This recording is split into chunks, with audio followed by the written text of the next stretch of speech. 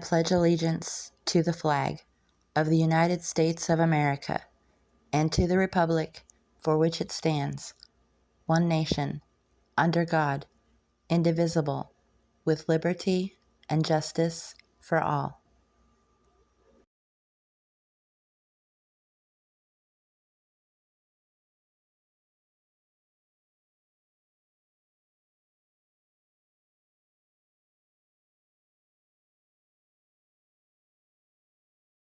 Is a revolution all blood and guts and guns? Or is there room for the artist, the author, the poet, the performer, the composer? At the time of our American Revolution, a gentleman named Francis Hopkinson was all of those things. He'd studied in England under painter Benjamin West, became proficient at portraits and engraving. His poetry, both humorous and serious, was widely published. A talented musician, Fran Hopkinson gave harpsichord performances. He composed. In fact, his was the first book of music published by an American composer. Well, let's see what else. He served as chairman of the Continental Navy Board between 1776 and 1778. For 3 years afterward, he held the office of Treasurer of Loans. His creative contribution to the cause of freedom included revolutionary essays, terribly effective. You know, only once did he regret having used his creativity to benefit the nation. And here's why. In 1780, Hopkinson wrote a letter to the Board of Admiralty reminding them of a particular service that he had performed as chairman, and considering it had been beyond the responsibilities of his position, he now asked that he be reimbursed. He wanted to be paid for it. So the Board of Admiralty referred Hopkinson's letter to Congress. Congress passed it along to the Board of the Treasury. Next thing you know, Hopkinson was being asked for more details in the form of a specific bill. All right, said Fran, so he produced a second document, forwarded that to James Milligan, the Auditor General, who sent it to the commissioners on the Chamber of Accounts. You're keeping track of this, I hope. He returned it to the Auditor General with advice for payment, and he returned it to the Board of Treasury with his endorsement. And the Board of Treasury? No, as a matter of fact, they objected on the grounds that no vouchers had been included with the bill and demanded a new one be submitted. And now all that you've just heard was only the beginning. And all Fran wanted, a signer of our Declaration of Independence, all he wanted was to be paid for what he considered a significant service. Where, after all, did it get him?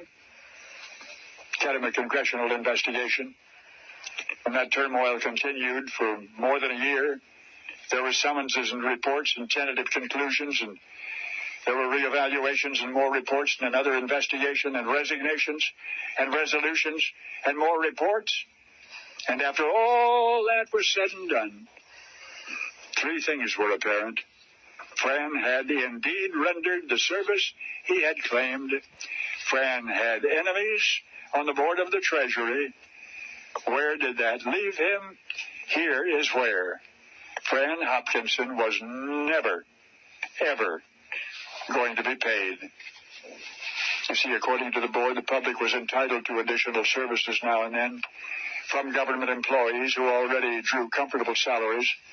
And just maybe, if Francis Hopkinson had been reimbursed for what he did, maybe we would have forgotten him. But as it happened, a seamstress named Betsy Ross absolutely, unjustifiably received credit for the accomplishment of artist Francis Hopkinson, which was the design of the American flag. And now you know the rest of the story. Now, the rest of the story.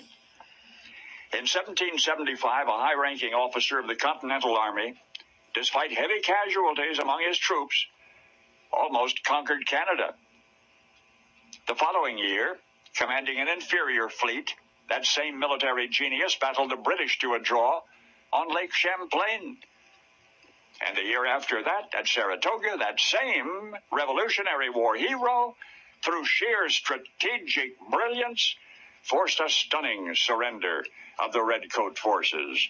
Without the contribution of that extraordinary soldier in the first 3 years of the war, says respected historian George Newman, probably we would have lost the revolution. The soldier's name, his Abnaki Indian name, was Dark Eagle.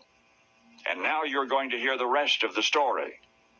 Dark Eagle had none of the white man's formal military training, but he was a natural warrior. And so precocious was he in the art of combat, quite early in his career as a colonial officer, George Washington emoted the merit of this gentleman is certainly great and promptly offered him his own regiment. As news of his remarkable victories reached the home front, patriots competed to produce adequate superlatives. Many compared Dark Eagle to history's greatest military heroes.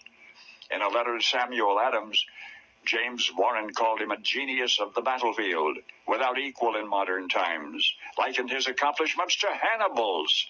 Engagement after engagement, Dark Eagle displayed his native cunning by avoiding traps laid by the most seasoned British generals, and yet when facing his foe head-on, he personally demonstrated such reckless bravery that troops on both sides thought him a madman. At Saratoga, he galloped full speed into the enemy's midst, with his astonishing brigade barely able to keep up. Both he and his horse were shot, the latter fatally. And yet even then, as he lay pinned beneath his fallen steed, his leg crushed, muskets blazing all around him, Dark Eagle continued issuing orders to his men. As the war wore on, Dark Eagle grew disillusioned. Love of the ideals for which the colonists fought and the hope that his sons would one day remember his name with pride had driven him through 3 desperate years of battle, but frustration with Congress, which had chronically underestimated him and under-provisioned his troops, and our alliance with France, of which he had always disapproved, embittered him, until, in a manner of speaking, Dark Eagle switched tribes. For once upon a revolution, there was an untrained soldier, a mere volunteer who rose to the rank of general on merit alone, a warrior without whom our freedom might never have been won, and yet whose name was destined for dishonor. Because, you see, Dark Eagle was the name given to him by the Abnaki Indian Natanes, who accompanied him on his valiant march to Quebec. But Dark Eagle had an even darker name, one with which he was born, and which, before he died, became synonymous with traitor. For you remember the military genius whom many believed was the finest general in the Continental Army. You remember him as a stone-cold sellout named Benedict Arnold. Only you now know the rest of the story. Something's coming. Something's coming. Something's coming.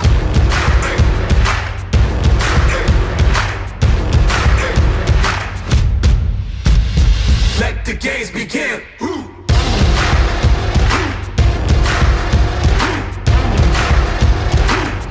Yeah. Come walk in my shoes. I done paid all my dues. I got something to prove. All in, nothing to lose. Right now a new day starts. Woke up my brave heart. Stand up and play my part. Like the crowd wave starts. Been patient long enough. Not waiting, I'm bossing up. Life is like a toss-up. I tempted triple, crossed it up. We born to be giant slayers. We shine too bright to shade us or face us. We love the pressure. It's what made us. Something's coming. Something's coming. Something's coming. Let the games begin. I was born for this. From day one I wanted it. We come too far to quit. Ain't no stopping it. I was born for this. From day one I wanted it. We come too far to quit. Ain't no stopping it. Ain't no stopping it. Time to rise up. Time to rise up. Time to rise up. Time to rise up. So let's go crazy, crazy like Prince in the 1980s. Don't play me, I'm not Brady. Too blown, you can't deflate me. Yes, ballin' is my calling. Can't box me out, I'm all in. We built from yes, y'all in. Top of the charts and never falling. It's time, beast mode. Put it on the line, free throws. It's Friday, I'm Debo. Take it back like repo. Got on my head